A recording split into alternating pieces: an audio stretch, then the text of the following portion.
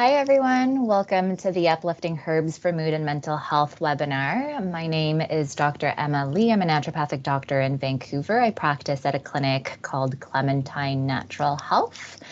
And welcome to our session if you've never heard me speak before. If you have, welcome back. I'm really excited for today's topic. This is going to be a half-hour webinar. We'll end a little bit before that half-hour mark just for questions if you have any, and feel free to submit your questions as we proceed along the presentation into the group chat, and I'll answer them at the very end of the presentation. So without much further ado, I will get going on this very exciting topic that I think pertains to absolutely every single one of us.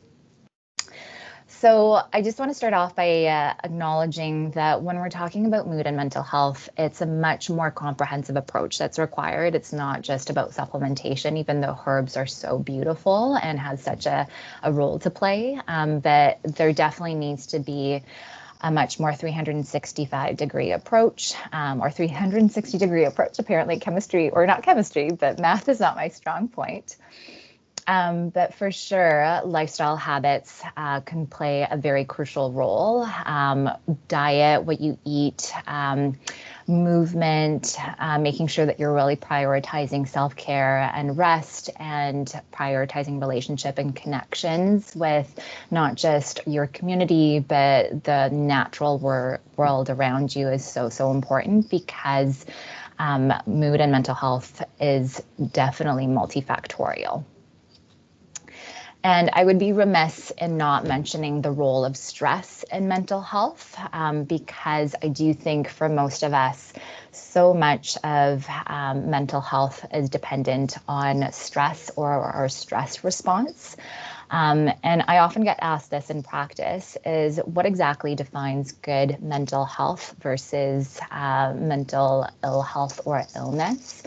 And I really like this particular definition. It's essentially saying that good mental health allows you to be able to carry on and function productively, given the normal stresses in life. And so there are kind of 3 or 4 areas that I always invite people to think about when they're thinking about, are they actually coping with their daily stressors? And they are you in touch with your psychological and your physical needs?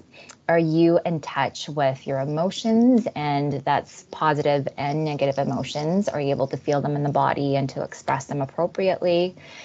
Do you have a sense of meaning and purpose in your daily life, in your work, in your relationships? And then do you have a capacity for pleasure and joy? And play is a big one. And I think being able to kind of answer those questions mentally will give you a pretty good gauge in terms of how you're doing and how you're responding to stress. And stress is definitely a big one. And the impacts of stress is a big one. So according to a most recent survey in Canada, about 18% of us meet the diagnostic criteria for some sort of mood disorder.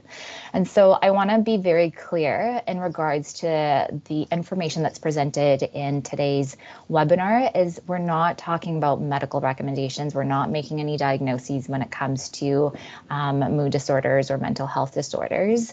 We're really talking about more from a broad sense of the word in terms of how do we support really good mental health. And so if you're someone who suspects that an actual disorder might be what you're struggling with, or if you're curious about whether or not that's a possibility, I would definitely recommend that you seek out professional care. And there can be a lot that can be employed to support that, not just, diet, lifestyle, and supplements. All right. So when it comes to stress, I find this particular model really useful in terms of thinking about how severe the impact of stress has been on your individual life and your kind of individual physiology. So I know the term adrenal fatigue or adrenal burnout is really popular and has been used in regular conversation for quite a number of years. And it's not really something that is recognized in medical literature, but for sure, from kind of like the physiological response perspective, there can be some use in terms of thinking about the impacts of stress from this kind of lens. So stress is really normal. It's very common and it's an unavoidable part of life. But what can be very different from person to person is the response that we have in kind of the face or in light of a stressor. And so what typically happens in kind of an acute stress, so let's say you have a work meeting that's really stressful, or you have an exam or something that's very kind of finite in nature, so you know that there's an end date to that stress, is what we call this acute fight or flight. So HPA stands for hypothalamus pituitary adrenal, and this is essentially referring to the pathway in the body. Hypothalamus and pituitary glands are part of our brain, and so it's talking about the brain adrenal axis, or the communication that happens between our brain and our adrenal glands, which is what's responsible for the cortisol production or the stress hormone production. So whenever we're met with a really acute stressor, our adrenal glands secrete out cortisol and we mobilize resources. Cortisol is so great at increasing our blood sugar levels. It increases muscular tone. It makes us a lot more focused. It kind of narrows our vision. And so if you've ever been in a really kind of stressful situation or in a life-threatening situation, you might have experienced that. Your heart beats faster. And this is a very normal and very healthy physiological response.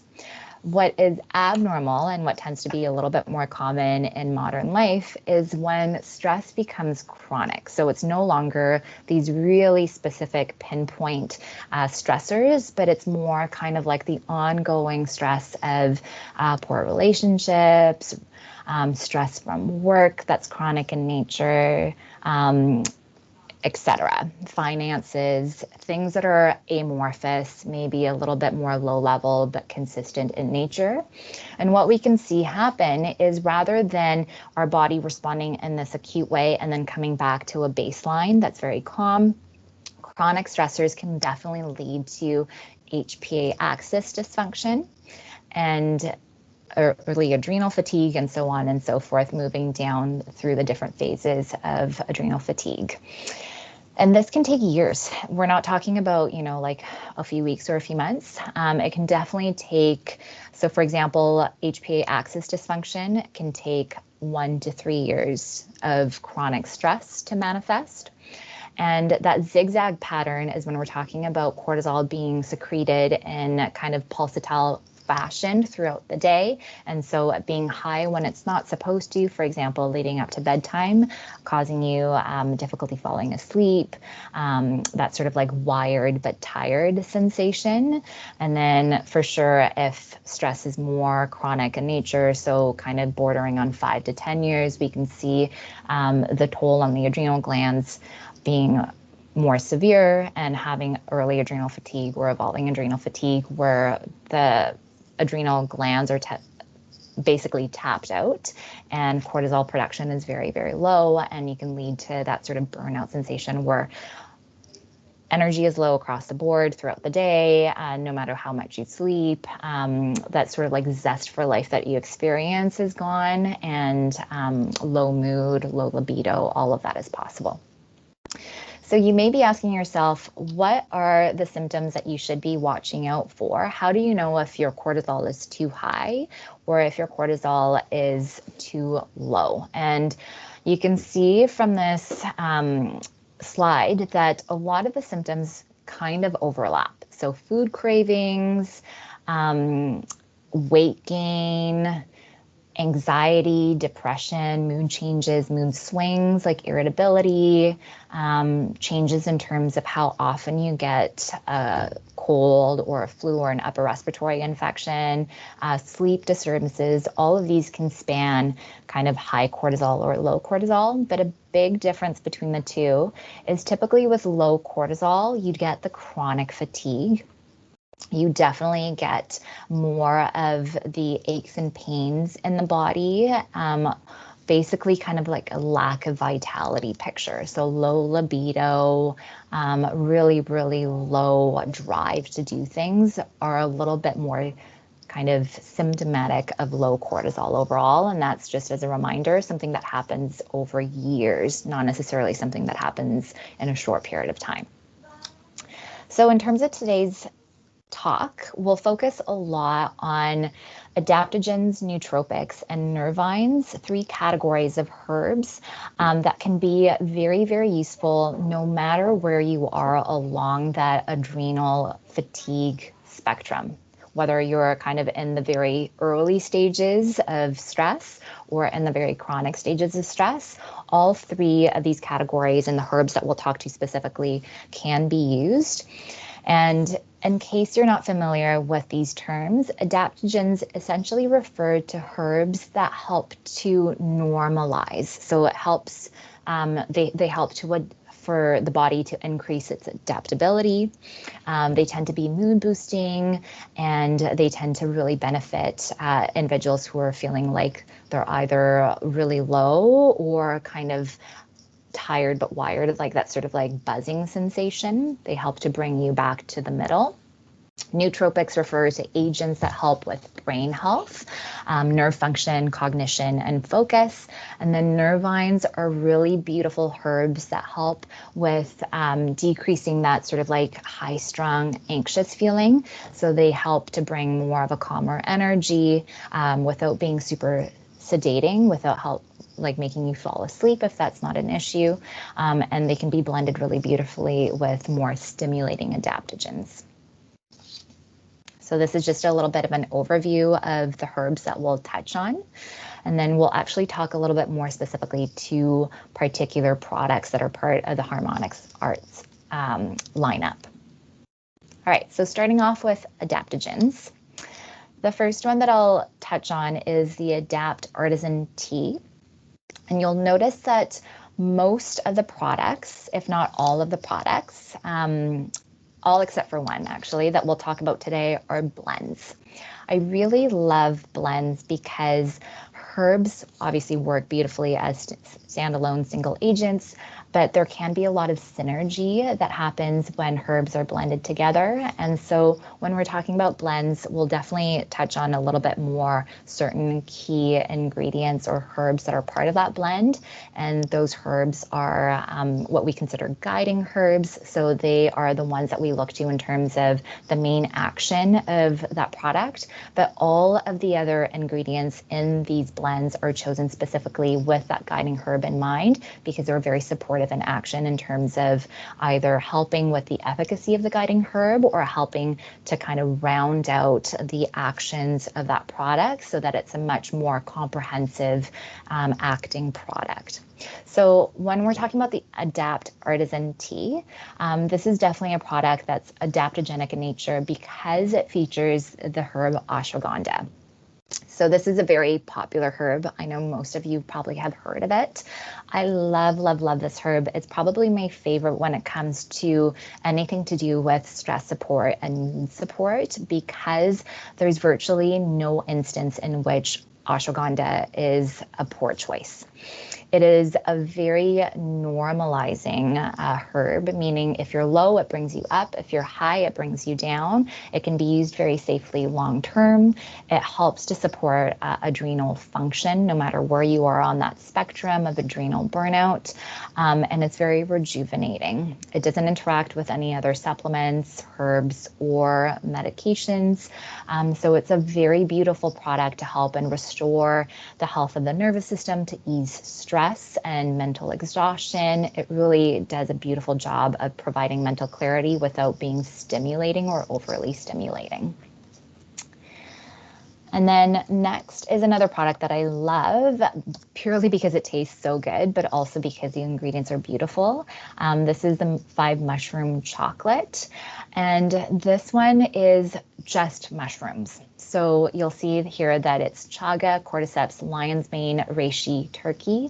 Mushrooms are fantastic. The analogy that I like to use is that they're kind of like nature's Wi-Fi. So if you're a mushroom nerd, which I hope you are, or I hope you will become one once you start learning a little bit more about them, is that our entire natural world is steeped in mushroom, more specifically mycelium, which is kind of like the network underground that mushrooms send out to connect all plant beings to each other.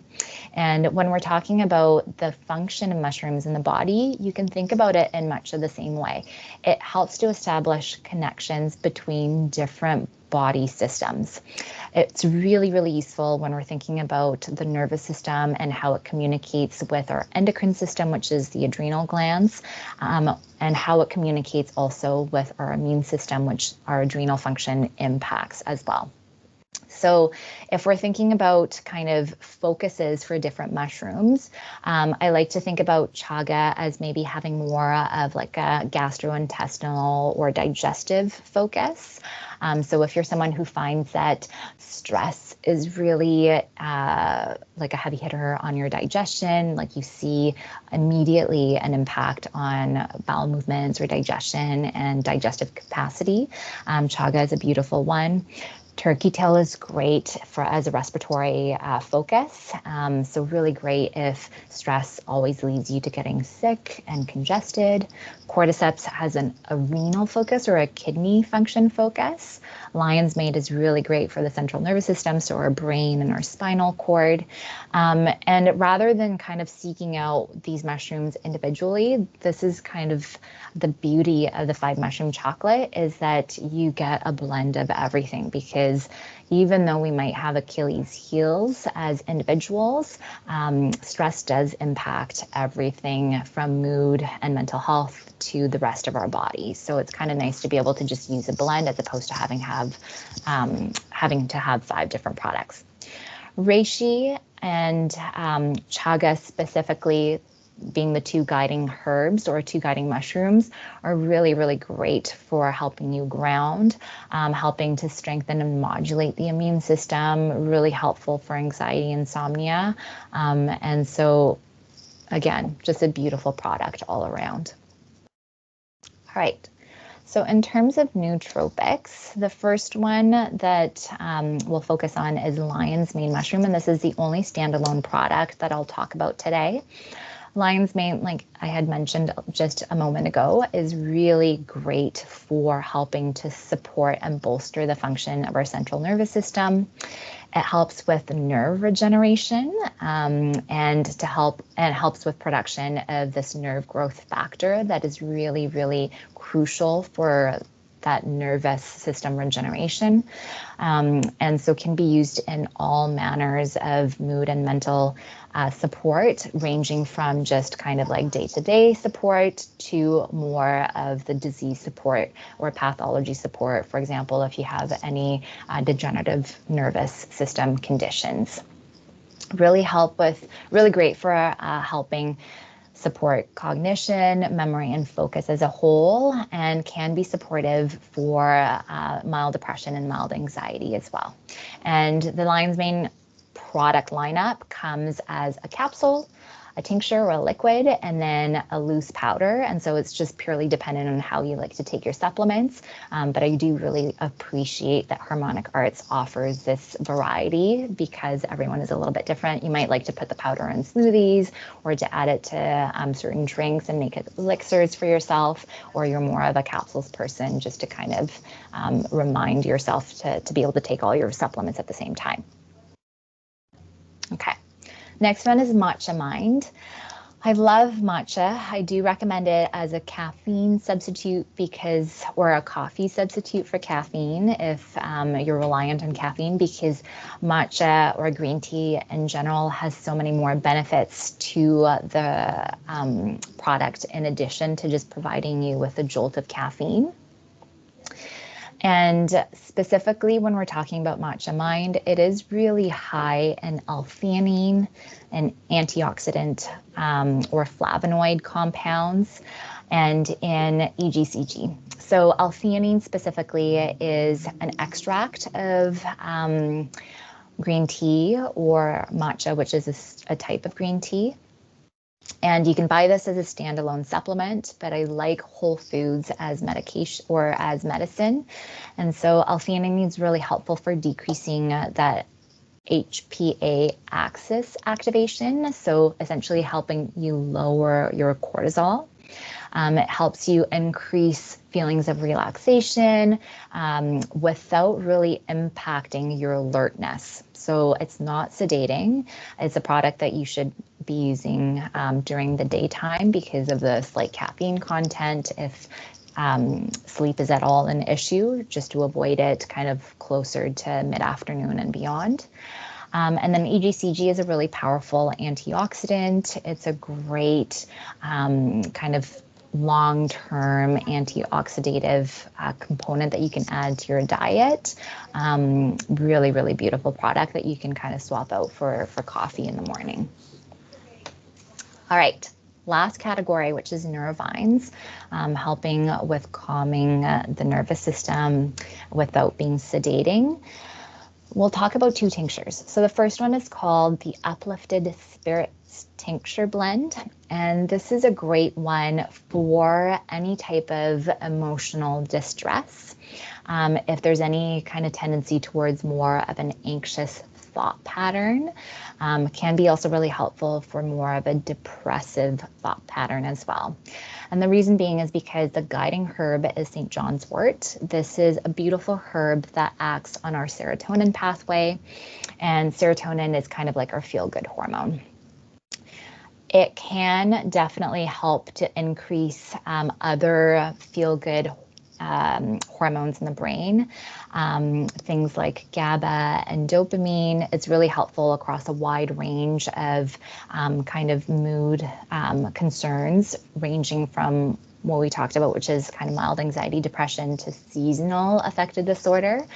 And it definitely requires a little bit more of a consistent use. So typically I recommend giving it a good 2 to 4 week try before determining whether or not it makes a difference for you. And the couple of things to watch out for are other agents that also act on the serotonin pathway. So this could be any other herb that acts on serotonin or medications that act on serotonin, because there is a concern with too much serotonin being problematic or kind of at the very severe end of the scale being life-threatening. And so if you're someone who's already on an SSRI, SNRI, or if you're just unsure whether or not it interacts with your current medications, then speak with a health professional before initiating this tincture. If you don't currently have any other medications or you're not taking any other medications, then for sure you can give this a try without too much concern. So the other two herbs that are featured a little bit more prevalently in this tincture are eleuthero or Siberian ginseng and ashwagandha. So again, ashwagandha, like we had talked about, really great adaptogen for building stamina, uplifting spirits. And then eleuthero is really great for energizing the body. We think about it as like an energizing tonic to give people more of a stamina when it comes to like physical performance or athletic performance, and just feeling a little bit more energized in your body. All right, and then last product we'll touch on is the Feel Calm tincture. So if the Uplifted Spirits tincture was more of an energizing blend, this is more of a calming or even sedating blend, depending on how you dose it. The guiding herb, the main herb in this one, is valerian, which is a little bit of a sedative, meaning that for most individuals, valerian will cause you to feel sleepy. However, I always like to put a little asterisk next to valerian because from a clinical standpoint, I've definitely found that some individuals react in the opposite fashion. So it can actually be stimulating for some individuals. So I would recommend that you just try because we don't really know until you try. And you can take this one of two ways. You can do twice per day, so meaning a little bit less of a dose in the morning and then again in the evening. Or you can use all of the recommended dosage on the packaging all at once at that bedtime time frame to help with falling asleep. It's really calming on the central nervous system. There are other herbs within this tincture that are acting on that central nervous system and helping with calming our nervous system. So skullcap and passion flower primarily. And then motherwort and hops definitely help to round out kind of the efficacy of the tincture. So motherwort specifically really helps with the respiratory system and helping with emotions that we may store in our lungs. And then hops help with calming our muscles and relaxing our muscles. So a little bit more of a kind of full body effect as well. And so this is definitely a product that you would need to try and see if it works for you. But for those that valerian is very much sedating, it's a beautiful product to take at bedtime. All right. So if you have any questions and you haven't had the chance to enter them into the chat box, please feel free to go ahead now. I will let Amanda come on. She's a product educator for Harmonic Arts, and she can speak a little bit more about this promotion that's happening currently. And if you've stuck it out for the past 27 minutes, thank you so very much for being with us and for committing half an hour of your lunch hour to this webinar. And I'm really hopeful that you took away something that's helpful.